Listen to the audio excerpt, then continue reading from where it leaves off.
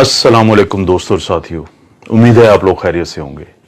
इस वीडियो में मैं एक ऐसा मौजू पे बात करूंगा जिसके बाद मुझे बहुत हद तक यकीन है कि कुछ लोग जिनको इस वीडियो का नुकसान होगा वो ज़रूर इस वीडियो को यूट्यूब से हटवाने की या रिमूव करवाने की कोशिश करेंगे। तो आप लोगों से मेरी दरख्वास्त है कि अगर आपको लगता है कि ये वीडियो आपको किसी तरह से मदद दे सकती है तो आपने इसको डाउनलोड करके सेव कर लेना है, ताकि अगर ये यूट्यूब से हटाई भी जाए तो आपके पास ये हो। इस वीडियो में मैं बताऊंगा कि ये क्या वजह है कि ये जो पीसीआर टेस्ट है लोगों का बार बार पॉजिटिव आता है, चाहे वो अलामात से निकल आए हों और चाहे उनको काफी दिन हो चुके हों और महीने से ज्यादा हो चुका हो, लेकिन उनका पीसीआर का टेस्ट बार बार पॉजिटिव आता है। और वो क्या एक ऐसी बात छुपाते हैं लैब वाले जिसके पता चलने से आपके अंदर का डर और खौफ खत्म हो सकता है। और इस बात को समझाने के लिए मैं सबसे पहले आपको व्हाइट बोर्ड पे कुछ चीज समझाता हूं। जी दोस्तों, जिस बारे में मैं बात करना चाहता हूं उसको समझने के लिए सबसे पहले ये स्ट्रक्चर को देखें। ये है कोरोना वायरस। इसकी ये जो बाहर रेड कलर की ये नजर आ रही हैं, इसको हम कहते हैं स्पाइक प्रोटीन। और ये वही प्रोटीन है जिसकी मदद से ये वायरस हमारे जिस्म में दाखिल होता है। और ये है लिपिड की बाइलेयर, ये है इसकी होल जिसको आप कह सकते हैं, शेल कह सकते हैं। इसके अंदर है ये आरएनए, और ये वो आरएनए है कि जब ये इसकी मदद से हमारे सेल्स के साथ अटैच होता है और ये आरएनए हमारे जिस्म में चला जाता है, तो ये है वो आरएनए जो कि सबसे ज्यादा तबाही करता है।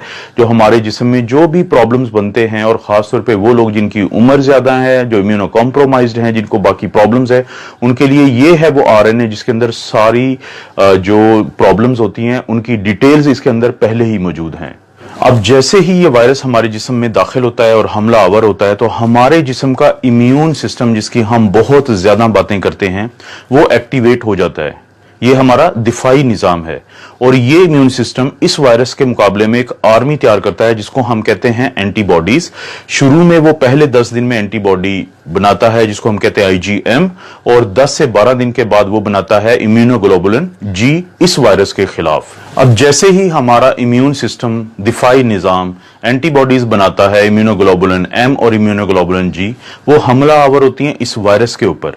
अब वो फौरी तौर पे इस वायरस को तोड़ देती हैं इसके मुख्तलिफ हिस्सों में। अगर आप यहां पे गौर करें कि जैसे ही ये वायरस हमारे जिस्म में एंटर हुआ और इसने कोशिश की कि वो इस आरएनए को हमारे सेल में भेजे ताकि ये हमें नुकसान पहुंचा सके, तो फौरी तौर पे हमारा दिफाई निजाम इसके ऊपर हमलावर होता है और इसको मुख्तलिफ हिस्सों में तोड़ देता है। जैसे ये है इसका आरएनए जो ग्रीन कलर का है, ये ब्लैक कलर की इसकी लिपिड बाइलेयर है, उसको भी वो छोटे छोटे हिस्सों में तोड़ देता है। और इसकी स्पाइक जो प्रोटीन है जो वायरस ने इस्तेमाल की थी हमारे सेल के अंदर दाखिल होने के लिए, उनको भी अलहदा अलहदा कर देता है। अब खवातीनो हजरात, इंतहाई अहम बात मैं आपको बताने लगा हूं, वो ये है कि जब ये वायरस पूरा एक होल होता है, पूरी एक स्ट्रक्चर होता है, तो ये हमारे जिस्म के लिए इंतहाई खतरनाक है इसका ये आरएनए। लेकिन जब हमारा दिफाई निजाम इसको तोड़ देता है हिस्सों में, तो फिर ये बिल्कुल भी खतरनाक नहीं होता। इसका यही आरएनए जिसको हमारे दिफाई निजाम ने, हमारे इम्यून सिस्टम ने एंटीबॉडीज की मदद से मुख्तलिफ हिस्सों में तोड़ दिया है, तो अब ये हमें कोई नुकसान नहीं पहुंचा सकता आरएनए, चाहे ये हमारी जिस्म के अंदर ही हो। आप इसकी मिसाल लें एक बंदूक की शक्ल की। एक फर्ज करें कि एक बंदूक हो, वो किसी को भी फायर करके मार सकती है, लेकिन अगर आप उस बंदूक के मुख्तलिफ हिस्से आपस में अलग अलग कर दें तो बंदूक के वो हिस्से आपको किसी को कोई नुकसान नहीं पहुंचा सकते।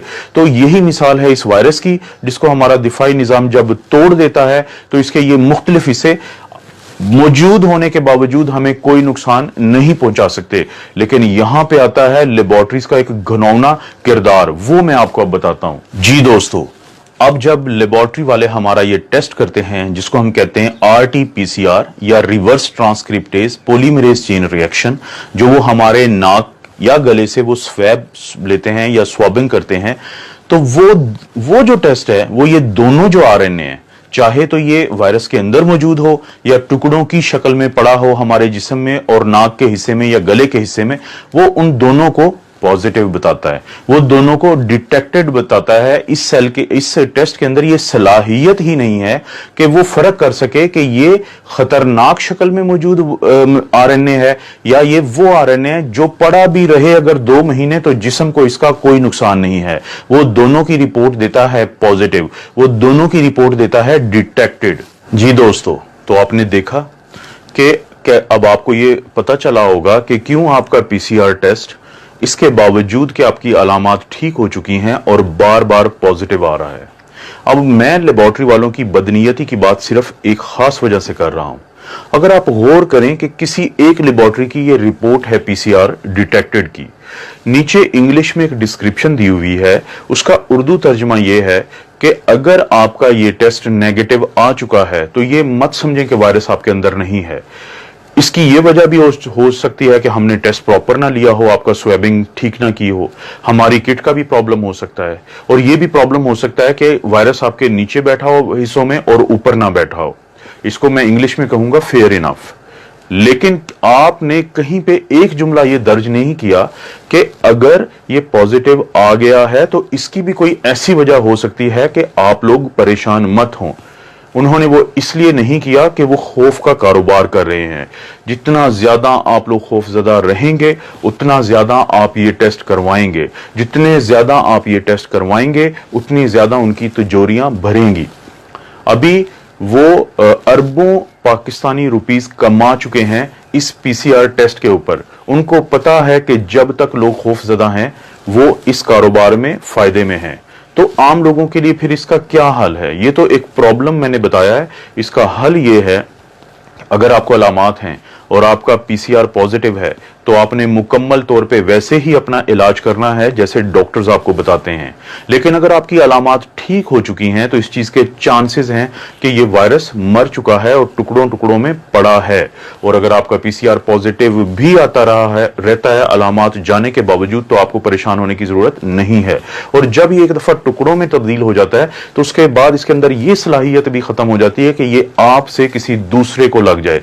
तो अपनी आइसोलेशन को आप रिलैक्स कर सकते हैं जब एक दफा आप अलामात से निकल आए। तो क्या इसकी कोई साइंसी आपको भी प्रूफ मिल सकता है? जी, आप अपना एंटीबॉडी टेस्ट करवा सकते हैं। अगर आप अपना एंटीबॉडी टेस्ट करवाएं, जो मैंने एक दिन पहले मिसाल दी थी और मैं ये दोबारा दिखा रहा हूं कि एक दोस्त हैं जिनका इम्यूनोग्लोबुलिन जी बहुत स्ट्रांगली पॉजिटिव आ रहा है, लेकिन इसके 2 दिन के बाद भी जब उन्होंने अपना पीसीआर का टेस्ट करवाया तो वो उन्होंने पॉजिटिव दिया। और वो शख्स जो इससे सेहतयाब हो रहे हैं वो ज़हनी तौर पे इंतहाई टेंशन में चले गए एक बार फिर कि उनका टेस्ट पॉजिटिव है। तो मेरी आप लोगों से दरखास्त है कि अगर आपको लगता है कि ये वीडियो आपको किसी भी तरह से हेल्प कर सकती है, आप इसको सेव करें डाउनलोड करके, आप इसको लाइक करें और अपने दोस्तों के साथ शेयर करें कि हो सकता है किसी एक को इस वीडियो का फायदा हो जाए। और अब आपको समझ आ चुकी होगी कि मैंने आपको क्यों कहा है कि कुछ लोग बहुत तेजी से कोशिश करेंगे कि हर सूरत इस वीडियो को रिमूव करवाया जाए।